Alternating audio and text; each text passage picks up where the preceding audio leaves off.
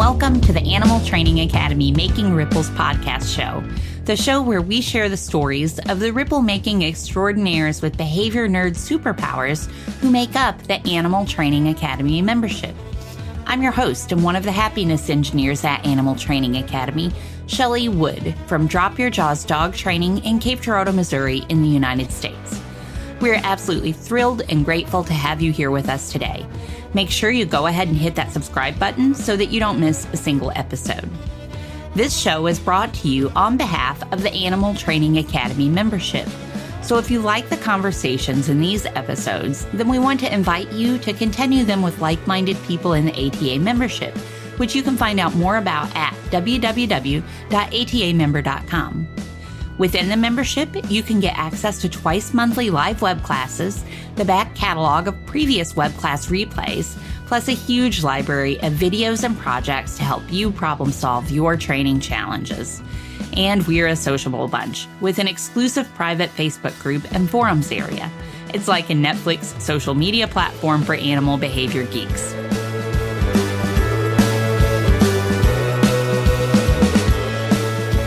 Today, we are excited to welcome Eileen Anderson to the show. Eileen Anderson, she, her, writes about her life with dogs with a focus on training with positive reinforcement and has authored 2 books. Her book on canine cognitive dysfunction, Remember Me, won a Maxwell Award from the Dog Writers Association of America in 2017. She has written for Clean Run, Whole Dog Journal, the IAABC Journal, and Barks from the Guild. Her articles, training videos, and photos of dog body language have been incorporated into curricula worldwide. Eileen has worked professionally as an academic editor, an orchestral and ensemble musician, a network and database administrator, a college math instructor, a bookkeeper, a grant writer, a social work caseworker, and a trainer of computer skills. She has long-standing interest in making technology accessible to women, people with limited literacy skills, and other underserved populations. She holds master's degrees in both music performance and engineering science, acoustics. She has recently brought her expertise in music, sound, and acoustics to the dog training and behavior world. Welcome, Eileen. Thank you for being here with us today. Shelley, thanks so much for having me. It's an honor to talk to you and talk to all ATA this way. Well, and it is an honor for me to talk to you and for all of us to get to listen to you and learn from you today. So thank you for taking time out of your day and joining us. And I know a lot of our listeners are going to be familiar with you already from your wonderful blog, Eileen and Dogs, and from those books that you mentioned in your bio. But I'm guessing that, like me, many of them probably won't have been as aware of the rest of your background, which is super interesting and diverse. And I love that it sounds like a way that you have, or I love that it sounds like you found a way to weave all of these varied interests together in a really unique way. Finally. Yeah. It took me a while. Well, share with us a little bit about that, if you would. Tell us a little bit about your story and how this all happened, including when and how you started working with animals and some of the work that you do today. Okay. I'm going to go back to 2006 because that's when kind of all the things started coming together. At that time, I was in graduate school. I had finished my master's degree in engineering science. I had done my qualifying exams for the doctoral program, and I was looking for a thesis topic. And I had a wonderful job working with underserved women, helping them access medical care. And I had 1 dog, Cricket, a rat terrier, and 2 cats. And they were not the focus of my life like my animals are now. It was 2006. We knew less. I particularly knew less. And I loved them. I cared for them, but they were not so integral to my life then. They were about to be. So I was on a listserv at the university where I attended because I also worked there for a while. And somebody posted a photo of a dog who was in a shelter in a small town close to me. And she's hard to describe. She's kind of the village dog type. She's about 30 pounds, brown, sable-ish, but a little longer coat than a lot of those dogs. And she was sitting behind the shelter bars with the saddest look on her face. And all of us see those pictures all the time, including back then. Even then, I saw them all the time. But there was something about this dog, and she was not what I was looking for. I was open to getting another dog. I thought I'd get a little male rat terrier to be a companion to Cricket. But this dog just said, come get me. And I should editorialize a little bit. I plan a lot better now these days when I'm adding a dog to my household. But remember, I didn't know what I didn't know. So I went and got a 10-month-old dog who had been wandering the streets in this little town, and named her Summer and brought her home. And she pretty quickly, at 10 months, started fighting with my rat terrier. Summer was almost 30 pounds. Cricket was 12 pounds. Cricket was 10 years old. I had no idea what to do, except I was used to terriers who kind of have these little spats.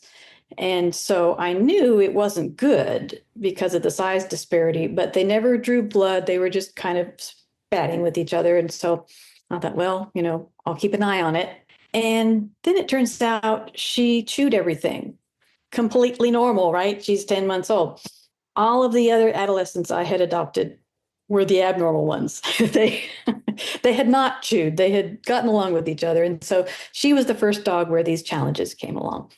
I had read about crating during the day. So the first day I went back to work, I put her in a crate with a frozen Kong. I had read that much. And when I came back, she was standing in the crate in a puddle of drool. First, I thought she had urinated, but it was drool and she had not eaten the Kong. And I learned pretty quickly that that was a stress response. I was coping, but, my life had really changed. I wasn't, I didn't adopt her lightly, even though maybe I didn't plan very well for the rest of my life. I was committed, but these things kept happening that I didn't know how to handle. And it kind of came to a head around Labor Day. I'd adopted her in July. Around Labor Day, I had her in my backyard, she and me and Cricket, and I have a 4-foot length chain link fence, not length, height. And she saw something outside the fence, and she very deftly, with obvious experience, jumped the fence. Like she had definitely been doing that before I ever got her. And I just sank into a depression because all of the normal things in my life weren't working anymore. I couldn't leave her in the yard. And I was one of those people who had left my dogs in the yard during the day. I could no longer do that. I could no longer go anywhere in the evenings because I needed to stay there and be there while she chewed things. Had to run interference between her and my other dog. These seem like trivial problems to me now. And you're shaking your head. I like that support. To me, they're like, oh, yeah, I could cope with that now. I couldn't then. I felt trapped and I fell into a clinical depression. And this was the second time in my life I'd had a major depression. So I knew it when it was happening. And I went to the doctor and I got severely depressed.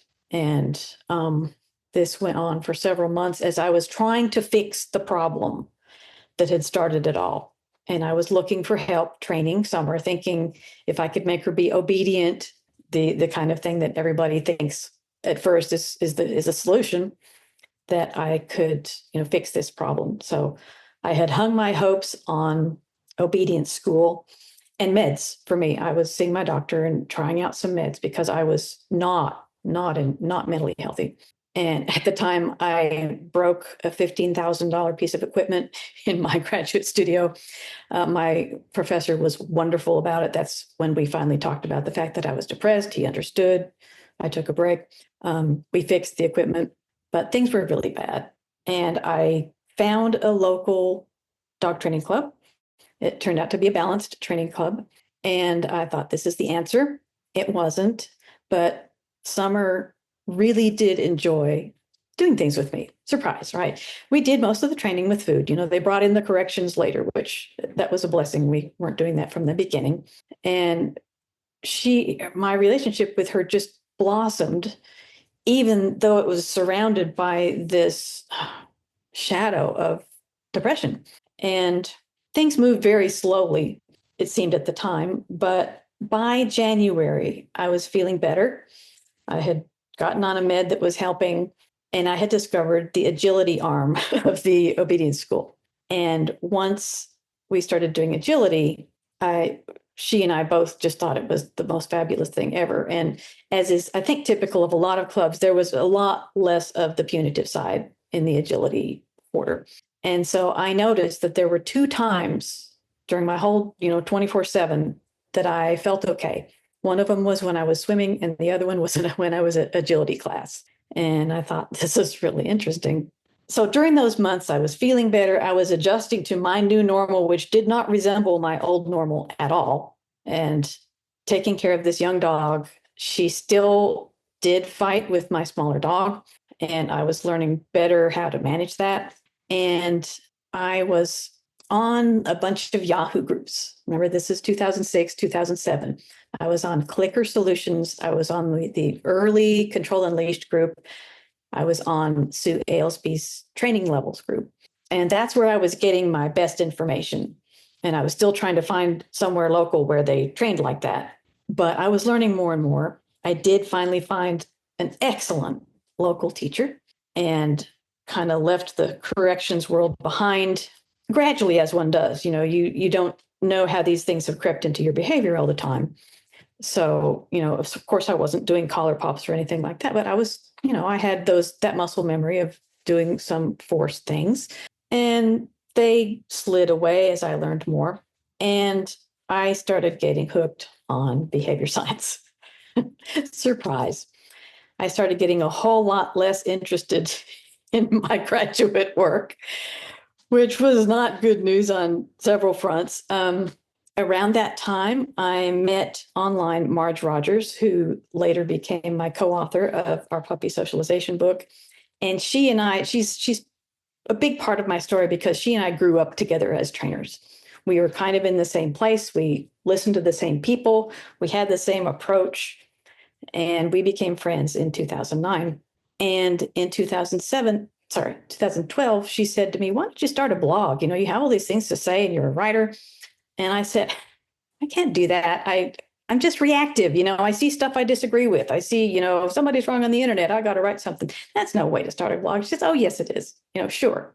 Write what you think." I said, "I don't have any credentials. I'm not anybody." She said, "You're a writer, start a blog."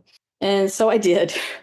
And I read all the how to start up a blog things and what you need to do. And, you have to have 10 topics that you're ready to write on. And, I had 35. And so I started my blog and was enjoying it right away. It was like my mental home where I could write about anything I wanted to, talk about anything I wanted to. I was in complete control. I hate to say it that way, but it was my home.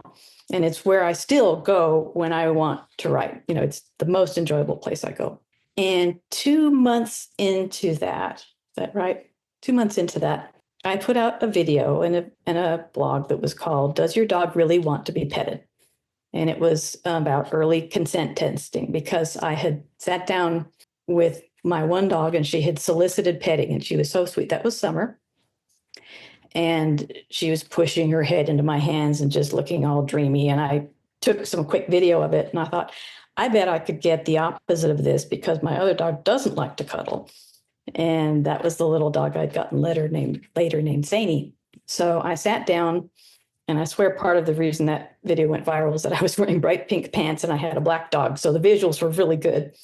But I tried to pet Zany, and Zany, of course, not only was she not real touchy, but she thought we were having a training session. So these hands coming at her kept being like, "What are you doing?"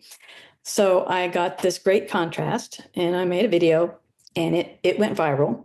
And a few days in, I got a message through my blog, through the sidebar. And it was very short. It read something like, "Bravo, great job. Could I use some of your footage in some of my presentations? We could do a trade." Signed, Susan Friedman. So that was the second beginning. And thank you, Susan, forever. And in the next month, I was enrolled in LLA. And, what had been simmering came to a full boil. And soon after that, around that time, I quit graduate school because behavior science was just a whole lot more interesting.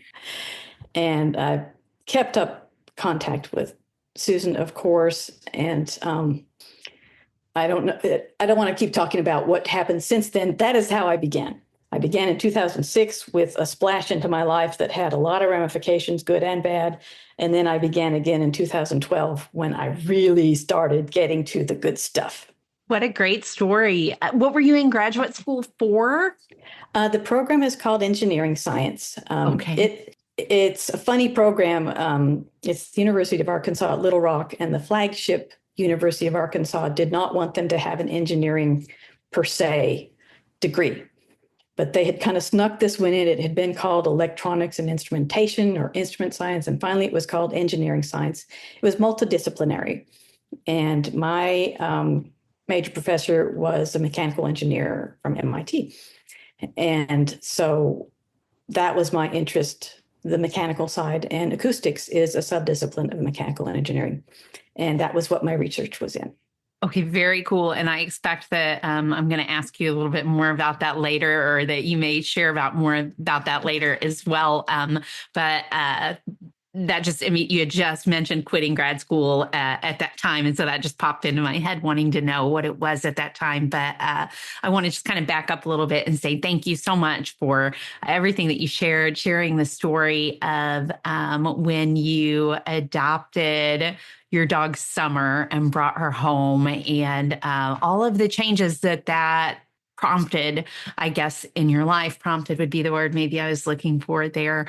And yeah, as I'm hearing you say all of those things, like, couldn't leave her in the yard, problems with other dogs, couldn't really leave the house. Like, those are really huge things when somebody brings another being into their life, like a dog, to be a companion with. I think we all have ideas of how that's going to go and how it's going to fit into our life. And when it prompts such necessary change from us that's outside of that picture of our ideal, I think that can be really, really hard. And that there are lots of people who will relate to that struggle. So thank you for sharing about that. You're welcome. I felt literally trapped.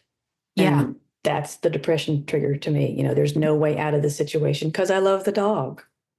Right. That's something else that really stood out to me when you shared this story as well, that you sound, I haven't outgrown this. I still tend to just fly by the seat of my pants when adding a new dog to my family, but I'm always like completely all in and committed when I do that. And I know how that can force me to have to bend some of my thoughts and ideas about how I'm going to live with another animal. So I really appreciate hearing you say you were totally committed to this dog, even though it was a little bit impulsive, maybe when you adopted her.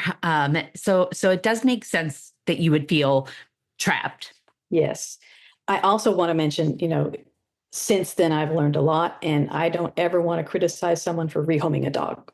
Just so it's clear, there are situations absolutely when a dog can profit from a different home. And it's a huge, big decision. I've never had to make it. I was thinking about making it then, and I didn't. But in my situation, it was for the best that she stayed. Yeah. And I think that's a really good point too. And I have from my perspective, I have the privilege of being a single individual who doesn't have small children in the home, and who have, for all of the various reasons in my life, allow me to be that kind of all in committed for certain things that other individuals' family makeup might not allow for, And even within mine, there are things that wouldn't work out where rehoming would have to be something to consider. So I'm glad that you brought that up. So yeah, thank you for sharing all of that. What a great story, and an interesting way that I think a lot of people will relate to getting involved in animal behavior science because of challenges with our own animals. And I love that you and Summer found agility together. And it sounds like that's something that brought you both great joy. What about today? Where are you today with your work with animals, and how everything is fitting together with your background? That's a cool question. I mentioned Marge Rogers earlier. We were growing up together as trainers, and I'm well aware that many, many, many trainers begin their careers because they had a dog who was a challenge, like I did. And Marge and I went, we're following the same path, but she turned one way and became a professional trainer. And I decided that was just, I didn't have the right temperament for it. There were a number of reasons why around here it would be a challenge. And I had the writing background. And so I took the other turn, which was to write about it. And that's not to say that I don't train. I train all the time, every day. My priorities over the years have changed. But a lot of my life is writing and editing regarding behavior science rather than going around and demoing it or having clients and that kind of thing. But what my life looks like now is that I write. I do freelance editing, almost always for animal trainers, because I know something of what they're talking about. They like that. I used to call it fact checking, but I've met a real fact checker and it's like, no, mine was a much lower level than that. But I can catch things sometimes in the science if people want me to do that. Sometimes they don't. I have a writing mentorship through IAABC, where we spend 8 weeks meeting together, writing together, I do lots and lots of editing there. I train every day. I have a new dog as of 2021, and he has given a number of challenges that I think I'll talk about a little bit later. And the sound stuff started happening where I realized that there was a lot of misinformation out there about dogs and sound. And here we go again, right? Somebody's wrong on the internet. And that's what got me started writing about sound, because I realized, I quit that program and pretty much left it behind, but I still know more than the average person about acoustics. And some of the basics will take you a long way. And so I started writing about things like, how you can't put 2 blankets on a crate and expect the dog not to hear thunder. And I can scientifically explain why that's the case. And so I started doing webinars on that. I've given 2 webinars on that topic, three. And my latest thing is ultrasound, because there is a lot of fear about ultrasound in the dog community because we can't hear it and we're afraid something's bothering our dogs and we think it must be ultrasound. And I think in a few rare cases it is, but I got an ultrasound mic and I'm going to town recording everything I can and bringing it down to human hearing to search for nuisance ultrasound. And I'm not sure where all I'm going to go with that. I'd like to teach other people how to do it because I have to do it in person, right? Somebody can't send me a recording because normal recording equipment doesn't include ultrasound. So I have to be on site to help somebody, which limits that. But I hope to teach some other people how to do it. And that's kind of the list of what I do. I'm coming out soon with a self-editing course where people can learn what copy editors do and some basics that go beyond proofreading for improving polishing their own writing. And that may be released by the time this podcast comes out. I'm not sure. And when is your mentorship through IAABC? When does that run? It's starting a week and a day from today. It's starting on the 12th and it runs 8 weeks. So it'll be going through March. Okay, so that one will have already started by the time this podcast has been released, I think. But you do that a few times a year, is that right? I do it twice a year. Yes, I'll do the next one in July. Okay, awesome. So people who are interested might be able to hop in on that July one with you then. Right. And they don't have to be an animal trainer. There are no prerequisites of that sort. They should come into it knowing there's going to be a bunch of animal trainers in there. But I've had people who were not animal trainers, who weren't part of the animal world at all, or were kind of groupies like I started out. I've edited science fiction in there, all sorts of things. It's really fun, actually. It sounds like a lot of fun. I wonder if you could share with us I feel like a lot of people are going to be really interested in the writing component. And I wonder if you have thoughts on sort of top pieces of advice for somebody who's maybe wanting to develop a more regular writing practice, maybe wanting to start writing in the animal behavior related field. If you have any thoughts or advice for those folks. Sure. I learned something really early giving the writing mentorship. I had designed the curriculum for people who had pieces of writing that they wanted to work on or clean up and had specific goals. And a lot of those people came, but also a lot of people came who had a troubled relationship with writing. They were blocked. They were embarrassed. They had been overly criticized when they were young. It's like, how do we all survive regular elementary school anyway? It's so designed to smash down so many things. And that's not a criticism of teachers, but just the cultural fog of punishment. Anyway, so many people came to the mentorship who, they weren't bringing pieces of articles for me to work on. They were coming saying, help. And my advice, so it depends on what your goals are. But if your goal is to get unstuck with writing and you're stuck, just about the best thing you can do is called free writing. And there are several ways to do it, but it's what you want to do. It's not Pavlov, it's not Skinner on our shoulders. In writing, it's the critic on the shoulder. And while people try to write, that critic is yammering in their ear saying, that's bad grammar, you don't know what you're talking about, you're wrong, you're wrong, you're wrong. And what you want to do is anything you can do to dislodge that critic. And one of the ways to do that is to do what's called free writing, which you could call it stream of consciousness.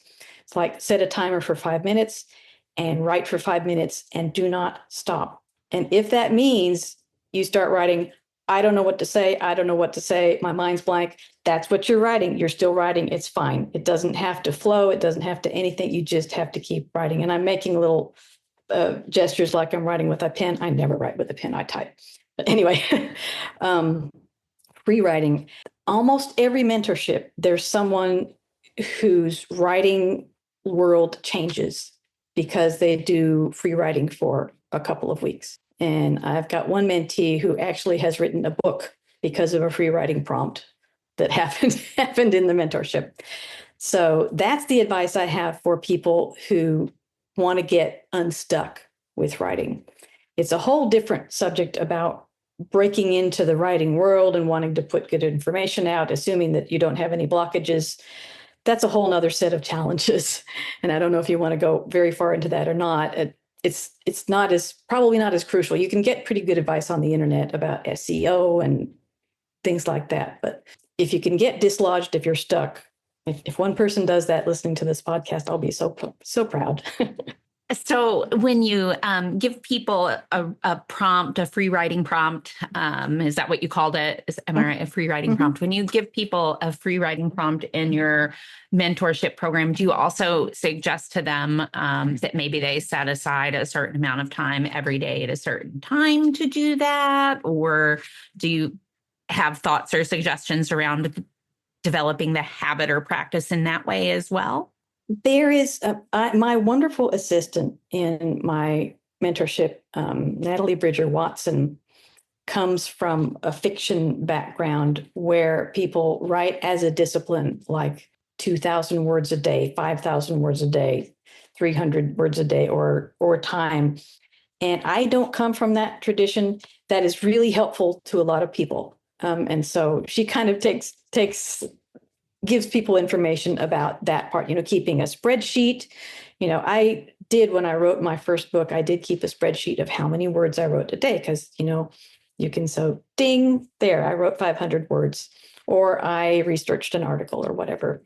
But there are ways to set things up and set goals to keep writing. And because I personally have not had that challenge, I just like to write. That's not one of my strengths as a teacher. I kind of know the ropes, but I usually lean on Bridger for that part of it. Okay. Well, I can't stop myself from asking one more writing related question. Okay. So I hope that's all right. Sure.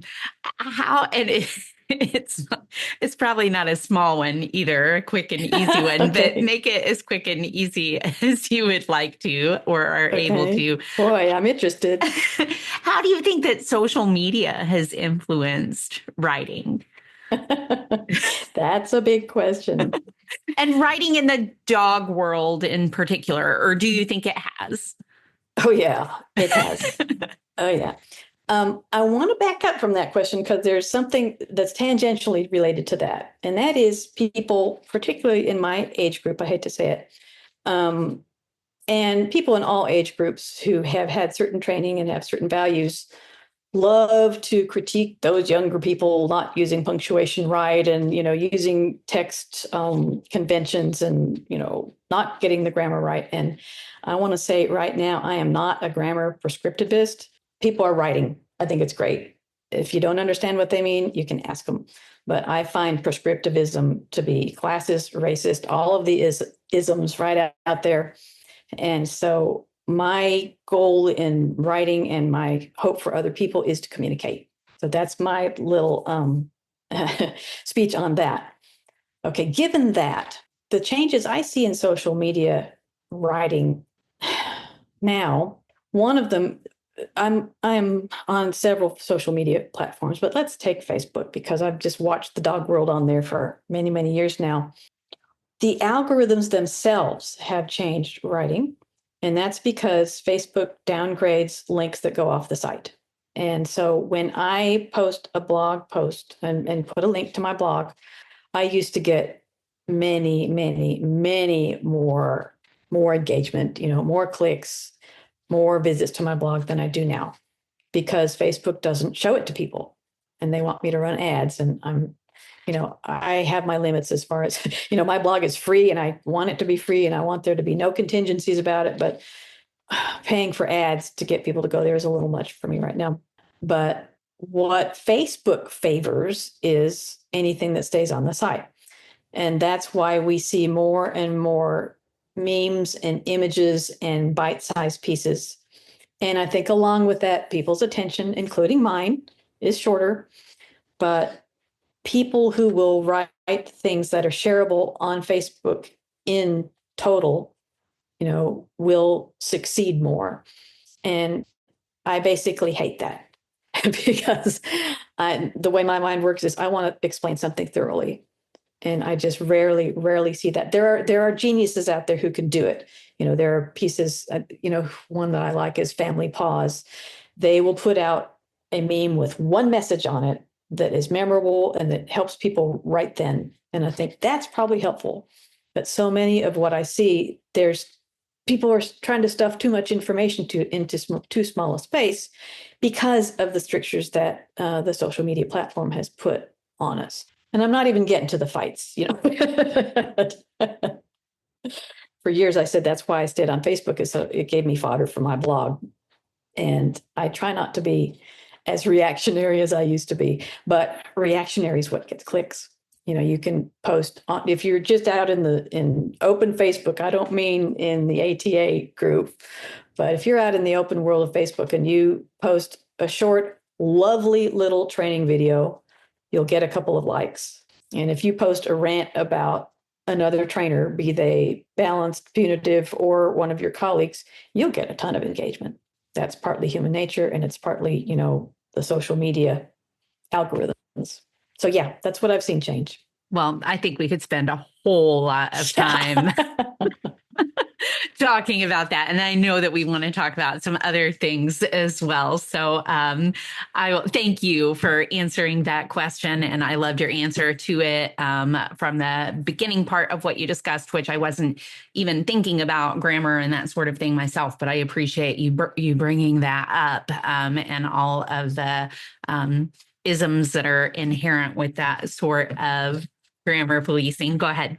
I'd like to, yeah, one other thing about that is that anyone with the word editor after their name, everyone else expects that they're the guy with the big stick who's going to whack them. And I have an ad that I run that says, I am not that guy. And I'm really not. I want to help people communicate. I know the rules. I can't know all the rules, but I know the rules for good practices, all that. And I help people follow the rules to the extent that they want them, and I don't force any of that on people because I don't personally like it, but it's my job and I can do it. Well, thank you for sharing all of that and for talking a little bit about social media and how that has just kind of influenced and shaped writing and how that algorithm itself does that as well. But like I said, we could spend a whole lot of time talking about this. So let's shift gears and shift back and talk about training again, I guess, for a bit here, and have you share with us about a training challenge that you've worked through and some of the things that you've learned from it. I got my most recent adolescent in the very end of December 2021. His name is Lewis. He was said to be 8 months old, and I think he was. And so here, oh boy, I'm glad he wasn't the first one because summer was nothing compared to Lewis. Lewis brought a whole bunch of new challenges. He's a lovely, sweet, loving, affiliative guy. And he didn't really know how to be a pet like a lot of young dogs do who weren't socialized and maybe didn't even grow up in a house. I don't know.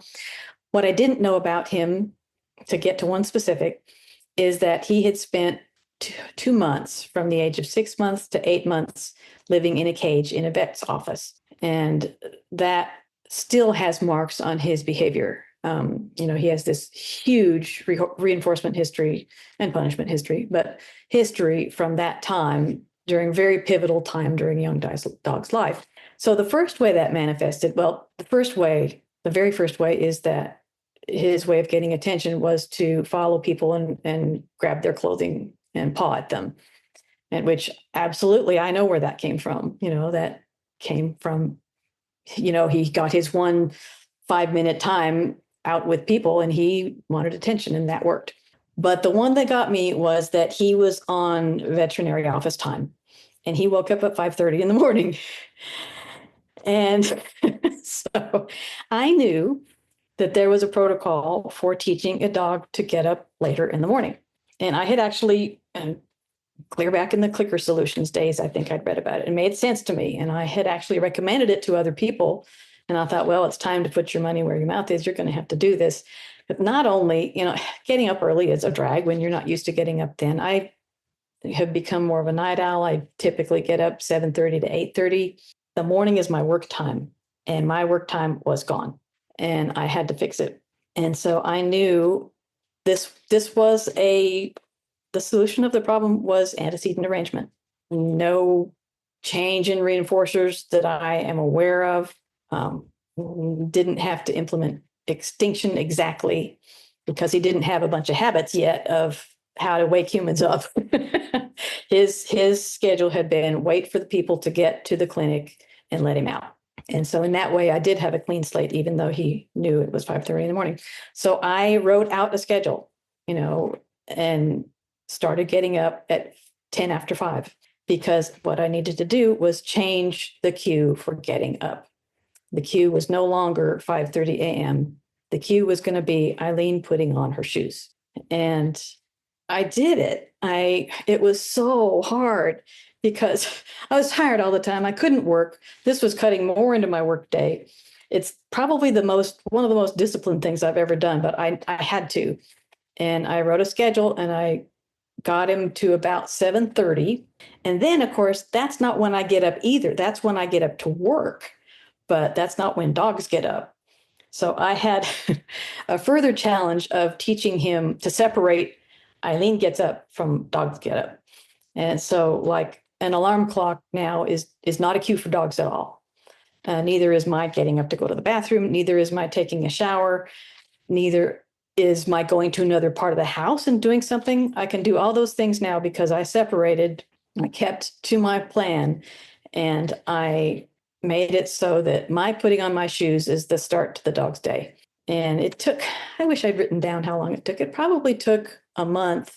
And there was a period in there, where I was kind of sneaking around, where it's like, say he was ready to sleep till 8, but I hadn't separated the cues yet. So I would not even turn on my light, but open my computer and not have any lights on, and very silently, very quietly work for half an hour, because that's part of what I wanted him to learn.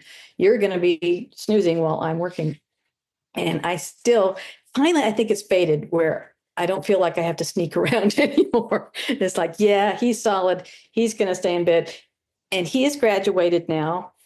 You know, nobody in our world wants to limit dogs' choices in an extreme way.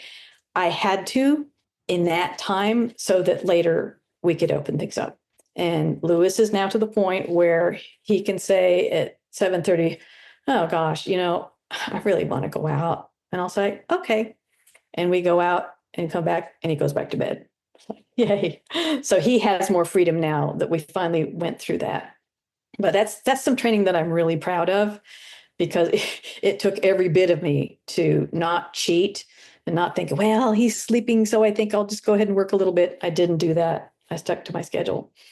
Yeah, I would be really proud of that too. What a commitment and investment to do that on your part. And your other dogs, they already just sleep until you're done working anyway.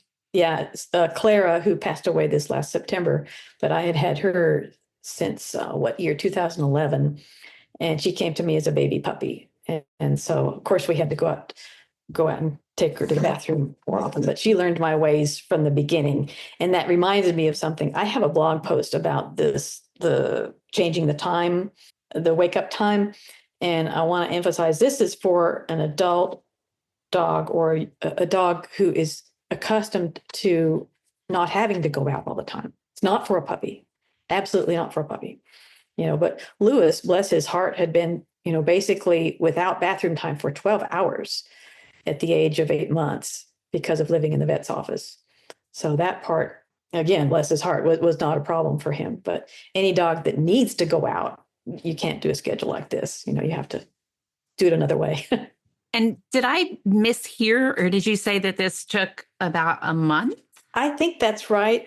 I think probably part one of getting from 5:30 to about 7:30 took about a month. And then was part two where he had to learn, it's not just Eileen gets up at 7:30, but you don't. My dogs stay in bed till 11 now. And because that's my work time. And of course, if they need to go out, we go out. But that probably took another month.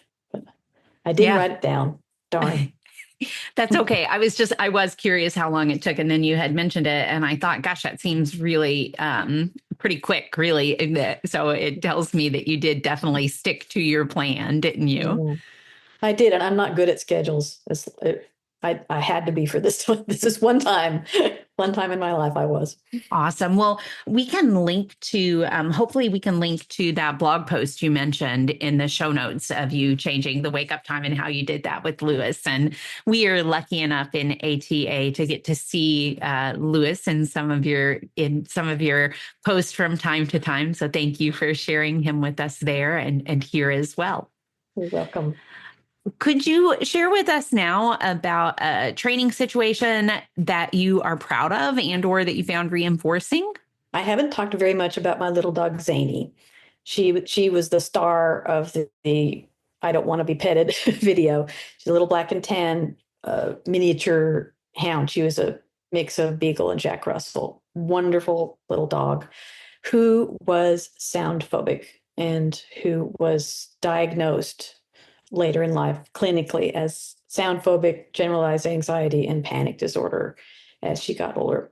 Anyway, the sound sensitivity started, not as bad like it often does, and then got a whole lot worse.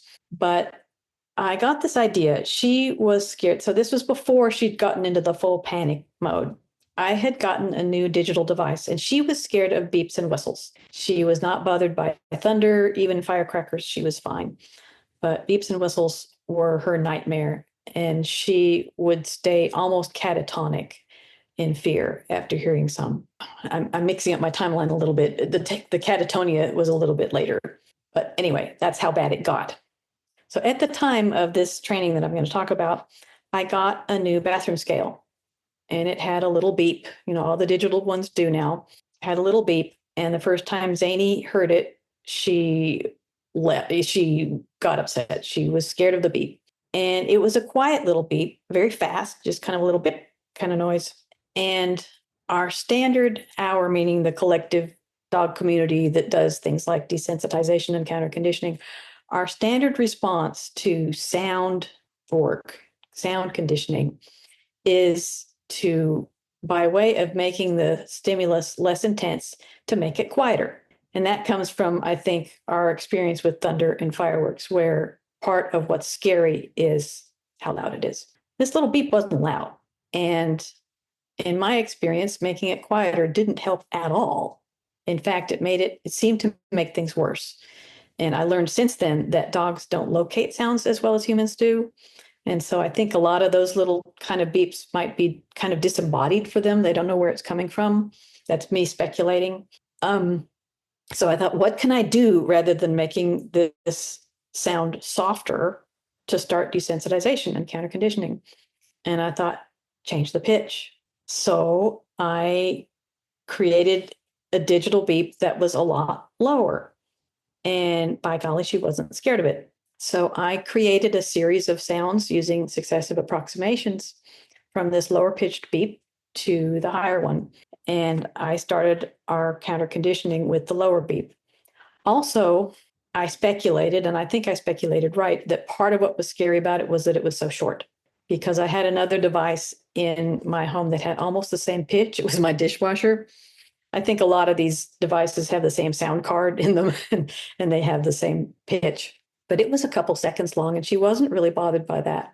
So I figured that into my algorithm as well for adjusting the sound.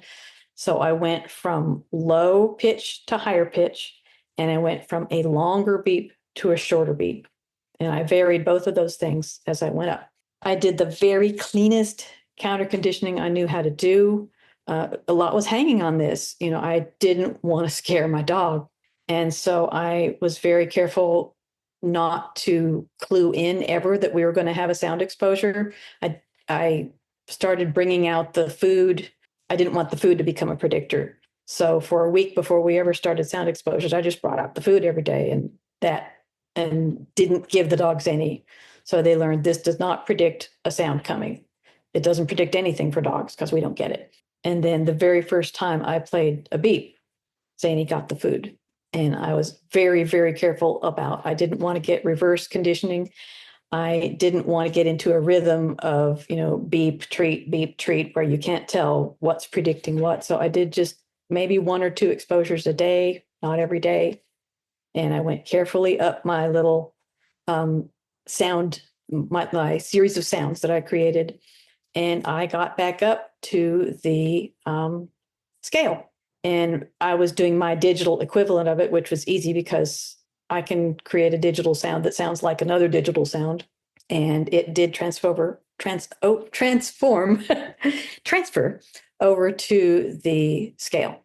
I went from being able to play a beep on my computer to the scale, and she was no longer scared of the scale.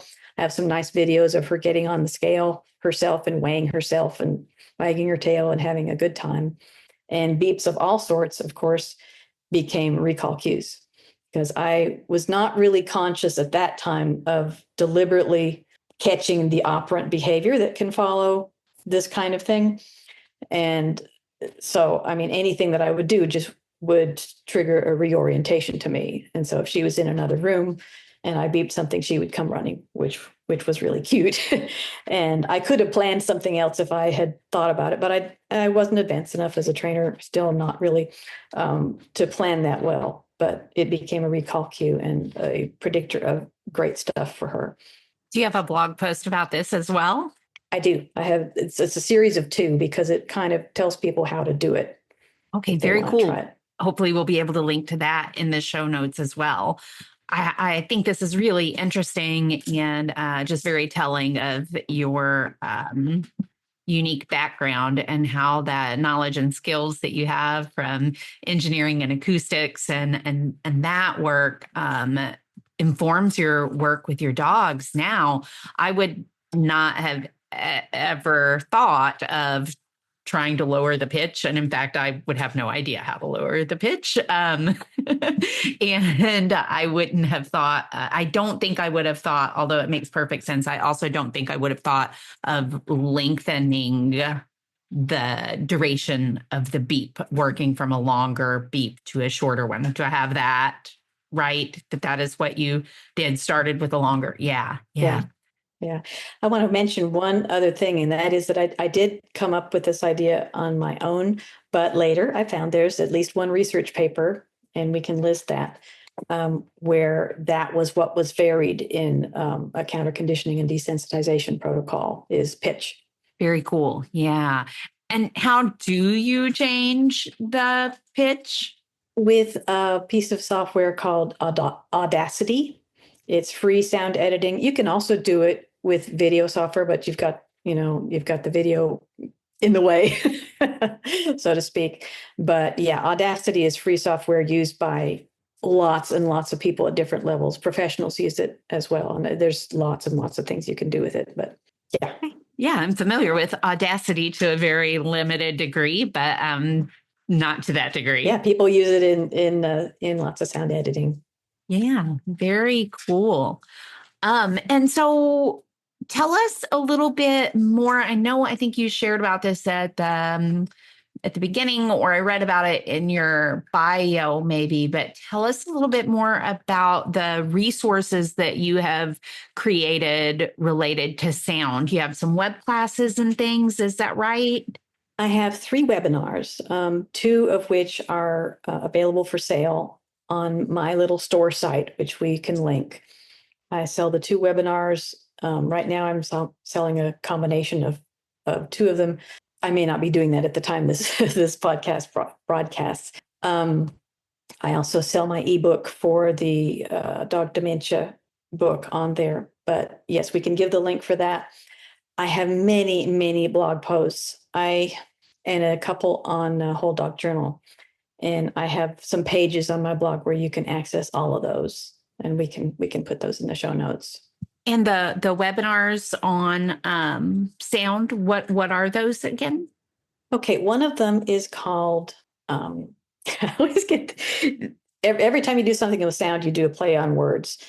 And one of them is called Listen Up, an evidence-based assessment of sound-based items for dogs. I've got that a little bit wrong, but it's products. I analyze what's coming out of a lot of products and what their claims are. This includes aversive products where you blast the dog with ultrasound. It includes toys that include an ultrasound component or say that they do. And the ones I tested actually did. It includes music, the claims made by the people who make so-called relaxation music. Barrier methods such as, mutt muffs and how effective ear guards can be for, say, a dog that's afraid of thunder or fireworks. The whole thing about whether or not covering a crate can help, how to soundproof things. I'll tell you the bottom line for almost all of those is that anything we can do it yourself cannot block thunder and fireworks from coming into dogs' ears. It even comes through our skulls. So it's like most of those products oversell their capability of helping. They can help somewhat, I think, but I know you didn't ask for that. But that's kind of the TLDR of a lot of the articles and a lot of the information I give out is that doesn't work. I'm sorry to say. I talk about masking, which is the one thing that helps the most, and that's setting up competing sounds. Brown noise, white noise, ocean waves, things like that. And how to do that optimally. So that's the one called Listen Up. The other one is called Sound Decisions, Helping Your Dog Cope in a Noisy Human World. And it's still at a trainer level because I talk technically about desensitization, counter conditioning, and things like that. But it's more for dog owners and what you can and can't do in terms of protecting them from sound. And so there's a little overlap in those two. But that one is centered on what can you do that helps. And the other one has products that are also aversive or for fun or other kinds of things. Both of those sound really interesting and beneficial as well, like full of important information. So thank you for creating those. And You're welcome. I have them priced very cheaply because I want that information to get out there. okay. And are they, I think you said might be up, both of them might still be up. Are they offered on an ongoing basis or? They will be up. They will be up. Right now I'm running a special where people can buy 2 of them for a lower price. And I don't know whether that will still be up or not, but they will absolutely be available, and their regular price is very low. Okay. And they're regularly available. It's not like only at certain times of the year or anything like that. They're always available. You get at least a year access, but it'll probably be a lot longer than that. All right. Very cool. Well, thank you so much, Eileen, for sharing everything that you have shared with us so far today. I would like to give you a chance now, if there is anything that I haven't asked you about yet, or that we haven't spent quite as much time talking about as you had hoped to. Is there anything we've missed that you would like to share about now? I think we covered almost everything. I'm trying very hard to think of something. I do hope that people will look at the sound articles on my blog. I'm putting out as much information as I can for free. And I am also available for freelance editing. I usually have not a waiting list, but I'm usually booked. But I do that, specifically for dog trainers. I have low rates because I want to keep it accessible, and I make them as low as I can. I didn't mean to end on a sales note, but I wanted to mention that. And I hope the self-editing course is out by the time this comes out, because it's going to be a really nice help for a lot of dog trainers. And for people who wanted to reach out about help with editing, or for people who just wanted to reach out, they have a question or find out what you have to offer, how can people get in touch with you? There's a contact page on my blog. And I tell people to be persistent because I get so much spam. Even though I have filters and honeypots and all this kind of stuff, I get a lot of junk there. But absolutely use that, or send me a message on Facebook. Even if we're not friends, I'm pretty good about seeing those. I check for them. Those are the 2 best ways, I think, to reach me. And what is your blog website? It's eileenanddogs.com. Okay. I was going to guess that that's what it was, but yeah, you did. I didn't want to say if it wasn't. So yeah, eileenanddogs.com. That's going to be easy for folks to remember if they have not already been on your website and aren't familiar with it, I think. So thank you, Eileen. Thank you so much.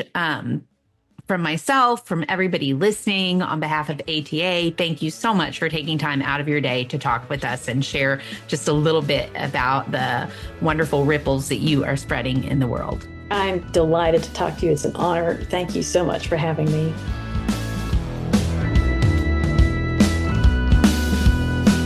We do, of course, appreciate all of you tuning in as well.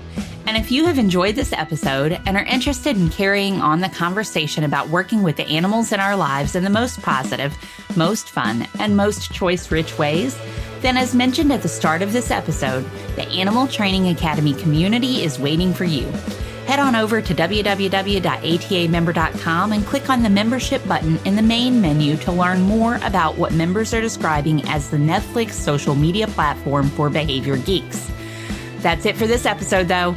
Thank you so much for listening. You'll hear from us again soon.